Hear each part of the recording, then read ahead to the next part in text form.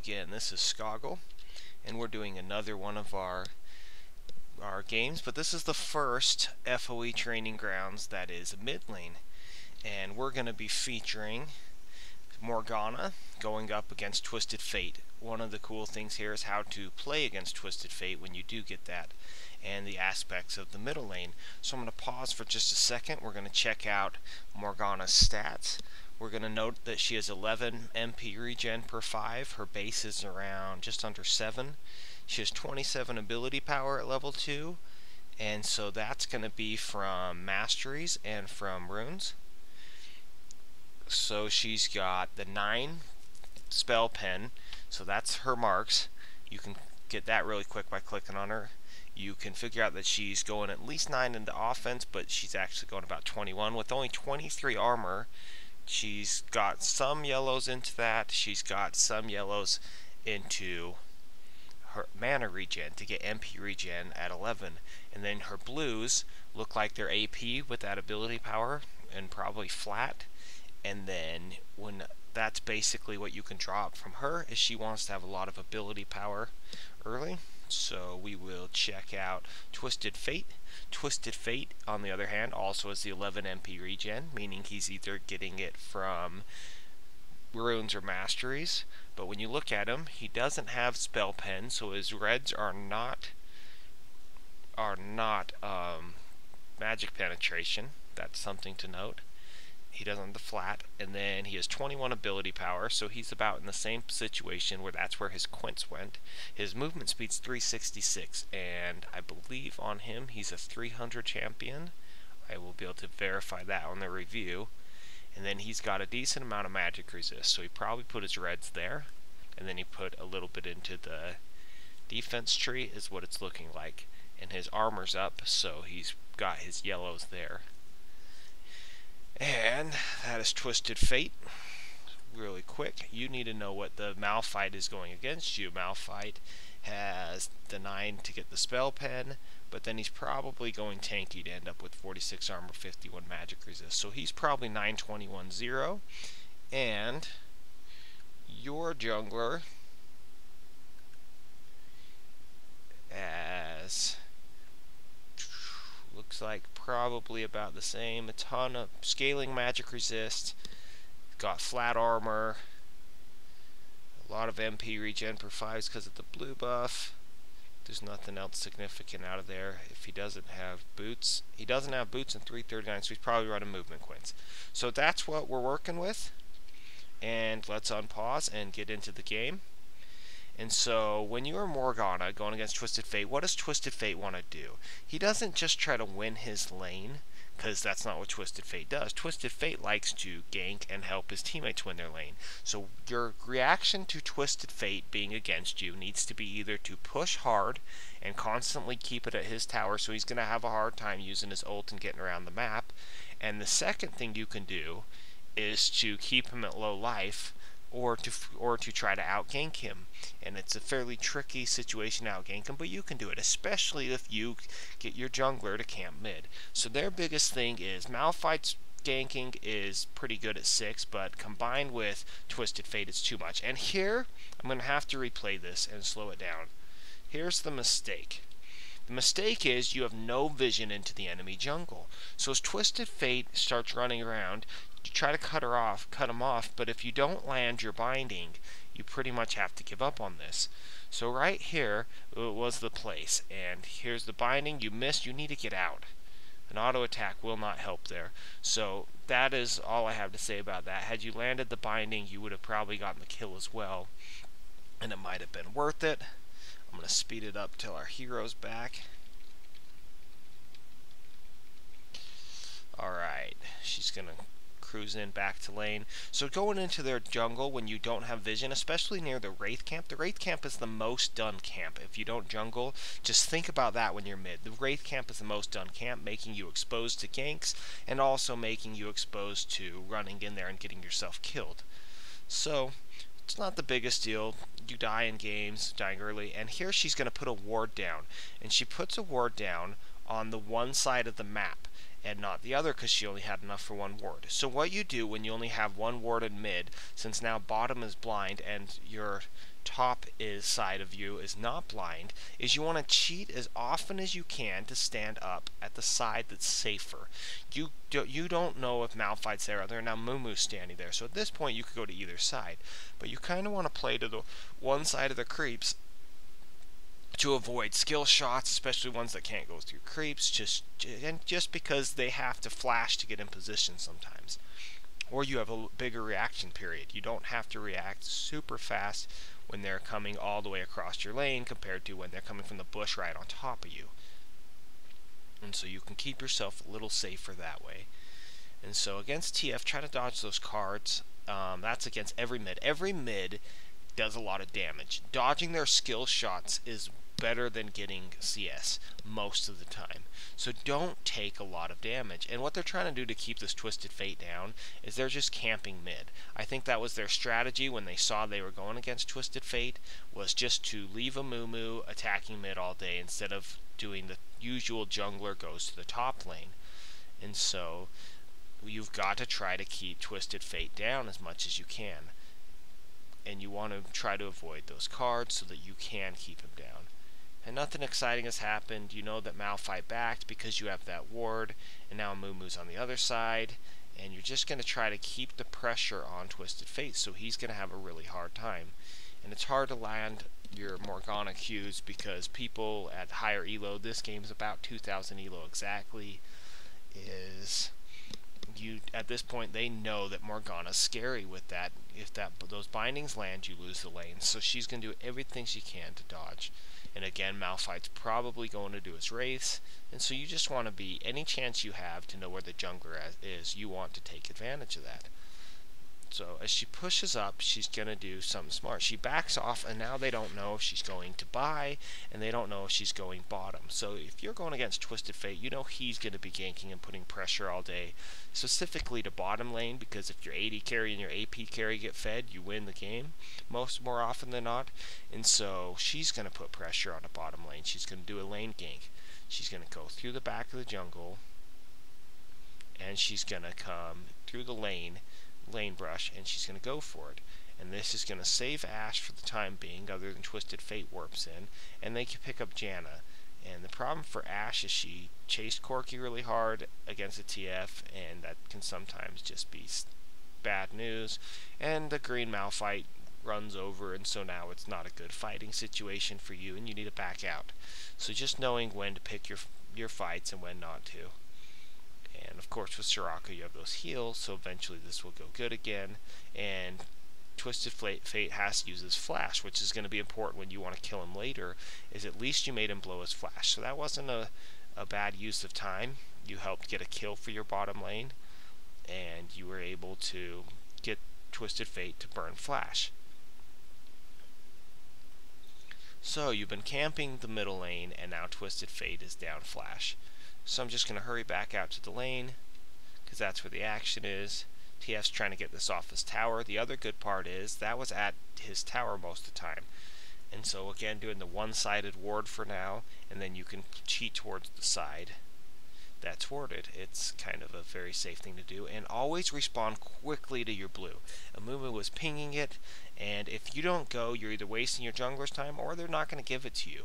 I kind of have a rule now in jungling, especially I played some pre-mades, and my mid was just like, it's not a good time for me, leave the blue there, and our blue would get taken, and I was jungling Olaf, and I'm mana hungry. It's an objective. It may not be the dragon objective, but it's a big objective, and your enemy team will try to steal it as often as possible. And so to me, it's just very simple. If your buffs are up, you should be getting them, and if the person who says they want them doesn't go, just give them to someone else. Don't mess around. Jax could use buff, Amumu can use the blue buff, and Amumu flashes in to get his ult, and then it gets Morgana in position to run her ult, and an easy kill.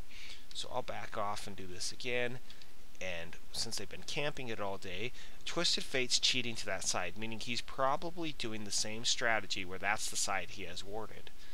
Because that's a typical mid strategy. So Amumu comes from the other side, so he has to use his flash, but it works. And it allows Morgana to get in there, and put up a huge amount of damage with her ult, the extra stun, and all the damage it takes, but Amumu picks up the kill. And that's okay. It's better than not getting the kill. And of course, it's TF, so you want to deny him, get a push to his tower. He's going to have a harder time ganking. He can always leave his base and warp into a lane that needs help and pressure. And Malphite comes to hold the lane, so Morgana does what you need to do when you're going against TF is TF creates the pressure, and so does the jungler, so you need to keep it constantly pushed as much as you can, or you need to be ganking as much as you can. And not everyone, like if you're Scion, you can push and gank. If Morgana kind of can, she's not the best at it, but she's not bad at it. So here they're afraid there's going to be a fight bottom, and she goes, because if your AD carry gets camped and destroyed, it's really bad news for your team. And her and Sad Robot Amumu are headed down. And unfortunately, Ashe gets killed before they get there, and they can't make anything of it. They do pick up Janna in exchange. It's not as good as getting their carry, but at least we got an exchange out of that.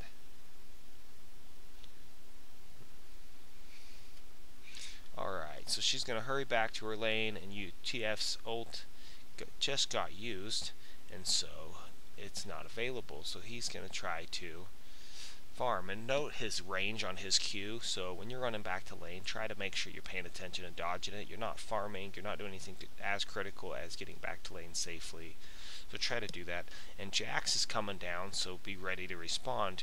Binding hits Malphite, but that will stop Malphite from stopping Jax, and Morgana's ult's able to land on Twisted Fate for the easy kill. So let's see how far back. Alright. So here it's okay to take the Q because you're just trying to get in position, and position might mean more than that little bit of damage when you're trying to get here for your ult. Amumu's there. It's going to be 3-on-2 because their top laner won't get there in time. And Amumu just misses, unfortunately for Amumu, but they're still able to pick up Twisted Fate because you can easily land bindings after your Soul Shackles goes off. So that's kind of how you can play this. She's got her 5 in her Tormented Soil, and she's got it's kind of a 1-point wonder Black Shield. You want to get it up later, but you don't need it early. You just need that little bit of don't CC me early. And the Dark Binding goes longer for the more points you have in it, so that's probably your second best to upgrade. And so keeping the lane push to counter TF some, and so far she's doing a really good job of keeping up with TF, of being in the right places at the right time, picking off TF, and they're kind of picking on him in the middle lane. And he's doing a great job of farming despite that, but part of that is just that TF with Q can just farm really, really well. And mid lane's a little different than the other lanes in the fact that it is a global objective to get the mid tower, where the top and bottom tower, sometimes you don't want to get them because it's already quite a distance from the river down, and you can get yourself really out of position just by farming creeps if one of your towers gets destroyed. So sometimes it's a bad idea to take that tower. And here, this is kind of a good play. Well, she gets hit. That wasn't what I mean by the good play. So watching what's happening is Janna and Amumu get killed, and Twisted Fate wants to get to this fight.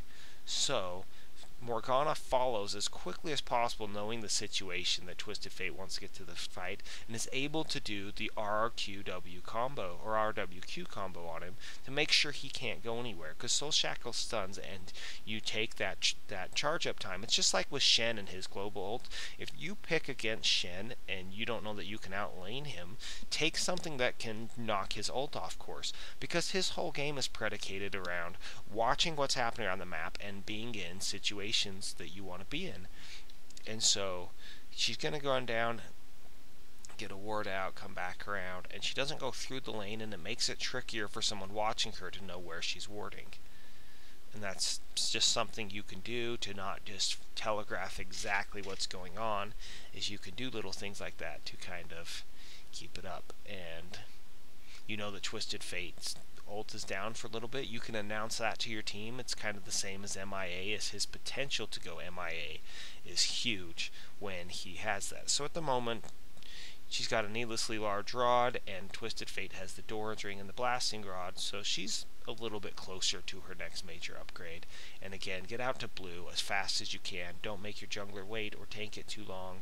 Go ahead and take care of what you need to take care of and get your buffs, because those are objectives, and it's not bot games where they can sit for a minute. Just don't do that to your jungler, and if your jungler, if they are doing that to you and your other jungler, don't feel bad taking their blue if they think it's theirs, because they're the mid laner. They need to go get it, because leaving it for your opponent is way worse than putting it on your jungler. And so that's most of the action. She's just going to farm up and go for that objective, which is the tower in the end of the laning phase.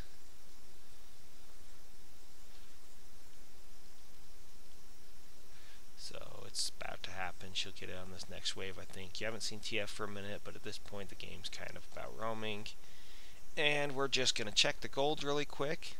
The items are what I said, other than he picked up a Cage's lucky pick and sitting on just 13 gold. He has 43.79. Morgana sitting at 49.72, and she is 7.72. So she's getting close to her next big item. She could go get towards her Zhonya's hourglass. She can go get her chainmail or something. And that will do it for this game. Thank you for watching, and we will see you in the review. Okay, review time. So we're starting off with check the matchup and junglers. When you're mid, the jungler matters a lot. So what you have is your Dark Binding if you're Morgana, your Tormented Soil, which can strip their magic resistance, your Black Shield to get out of CC, and your Soul Shackles.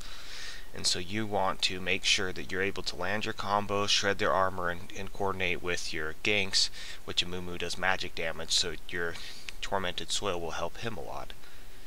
And then you just want to remember what stats you picked, and a lot of times you pick your runes and masteries based on the matchup. So you were going against TF, and TF, his big deal things are he clears really fast with his Q, his pick a card is so versatile, mostly the gold card stun, and Destiny allows him to warp around. So you need to stop him from just making plays all over the map.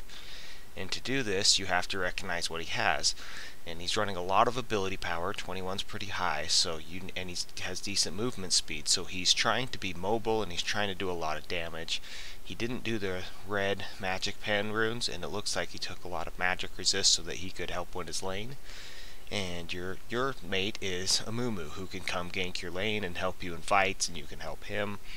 And he's got the bandage toss, which will lock on and stun. He does damage AoE, and he's got Curse of the Sad Mummy, which is his ultimate and locks down a team within a radius. And he's got a lot of movement speed for not having boots, so he's trying to stay mobile. He is pretty tanky. He's probably running the magic resist per level, and he's going to be going up against Malphite. So it's two big tanks with ults that can lock down teams against each other. And Malphite brings to the table a Seismic Shard, which slows people. He's got his Unstoppable Force, which pops up within a radius. And he's got pretty good base stats as well. And he has a lot of tankiness, and looks like he's trying to be just as mobile. So note his mobility. He can get around the map really quick because it looks like he's running movement speed quints. And so that's what the matchup is in this game, and what you need to think about is not letting Twisted Fate make plays everywhere by shoving him to the tower and such. 2. Blind Jungle Chase. This is when you don't have vision, you're running into the fog of war, and you chase it anyways. And it's okay here, they land the bandage, and she wants to go cut him off. But right here is where you need to decide. If you miss your binding right here, you need to back out. You can't keep pursuing when you didn't get that binding, because you don't know what's around the corner. In this case, it was an angry Malphite, and she gets killed for it.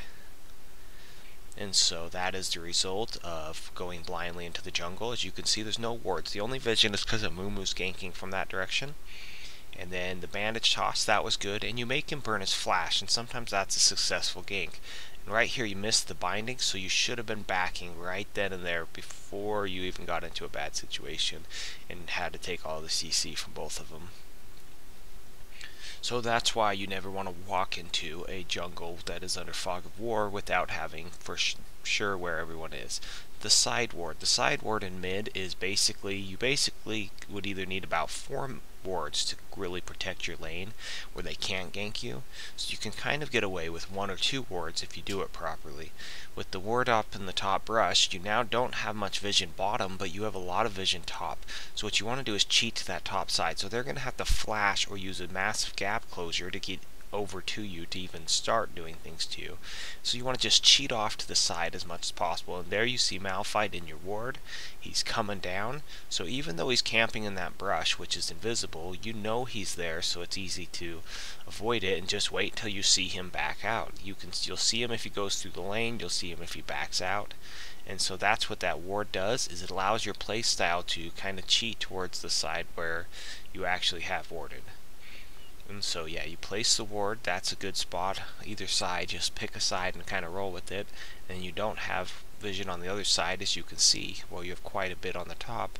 And then just right here, I'm just trying to show you, you want to stay on that side as often as you can. As you see Malphite in plenty of time, and he can't just get you from the brush again. You can back out easily because you know he's there. You can see him over the brush because of the ward that's through the other side, and you know he's hidden in there. And so when you see him leaving, now top has an indicator that he could be coming top. So it just gives your other teammates some advanced knowledge as well. And then once it expires, it's a replacement of the same ward because it worked. Camping mid. Camping mid is a concept. When you talk about camping, it's usually top and mid that get camped. It's when the jungler just comes over and over again. Amumu in this game doesn't want Twisted Fate to roam any more than does Morgana or the people in the other lanes that could be getting killed. So Amumu just runs out every chance he gets. He's going to show his face in mid and try to push Twisted Fate off and make him get behind and farm, make him take some damage. If he's staying at low life, he'll be less anxious to go gank people. And so here he's coming from a different angle. Even though Twisted Fate dodged that, the pressure's there.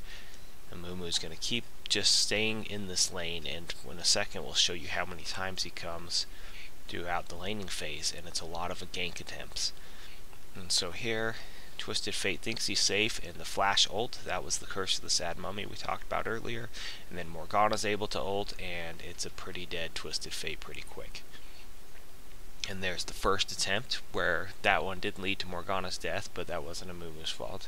Here's the second attempt at level 4. Level 4 again, he came right back. He basically left, made him think he was gone, comes back. Level 5, he's out there chasing him to the tower again.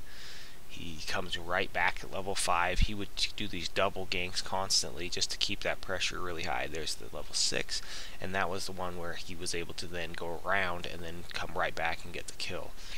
And that is how you can shut down or stop TF from ganking as much. Ganking as mid, number 5. When you're ganking as mid, the first thing to do is break the vision while running straight back so you don't give away whether you're going top or bottom. The second thing is to think about it for a moment, is if you go right through the river, you're likely going to be picked up by a ward. Most, even top and bottom, are both river warded. So you want to go either through their jungle or your jungle. And your jungle's safer sometimes, and their jungle is safer sometimes. You're easier to access. It just depends on which side of the map you are. But the approach they used was the lane gank, and she's able to get into the second brush because of the minions and where they were at, and able to get a really good gank on. The big problem is TF can counter gank really hard, and Ashe wasn't quite ready for it. So it's a 1-to-1 exchange, even though that was a well-played gank by Morgana, but at least you kept the pressure up. And TF's not the only one ganking. Counter-ganking TF, now his ult's down, he can't go gank top safe. And you can accomplish a lot by doing this. Is you can keep the pressure on TF to use his ability to play defensive and not just make plays and get a lot of kills where you're at least exchanging kills or coming out ahead. So 1, she breaks the vision and goes past where the enemy minions can see her before she cuts off. 2, she avoids the river and goes through. Now there's only the tri-brush that can be warded from the path she took, so it eliminated a lot of options of where the wards could be. And then she's going to go around to the brush, and then she's going to get into the second brush because of where the minions are, which lets her get right behind them and land her ultimate, which is why that went so well. And then you could see TF coming, so Ashe needed to get out like right then. There was no real choice besides to get out. And unable to do so, and that didn't work. So number 6 is responding to the blue buff. When they start pinging, she just placed a ward, went to her lane, but Amumu's pinging, so if you want your blue buff, don't waste your jungler's time, because he shouldn't spend his, he should just take it if you do that. And just go. If you leave it up for too long, then it gets taken by the enemy team. It's not a good idea. Just when the blue buff's up and your jungler's helping you, just go get it right when he says to, or you're forfeiting the blue buff. That's kind of your options. And so the second time it happens, she's returning to lane. You'll see her running right out, and Amumu was holding the lane and then goes over and starts it. So she goes right over and goes and takes it. And that's the way you should be taking your blue buffs, is when you're mid and you want them, then go take them by responding to them when the timers come up. Otherwise your jungler's wasting his time, he's standing there, you're running around trying not to kill it.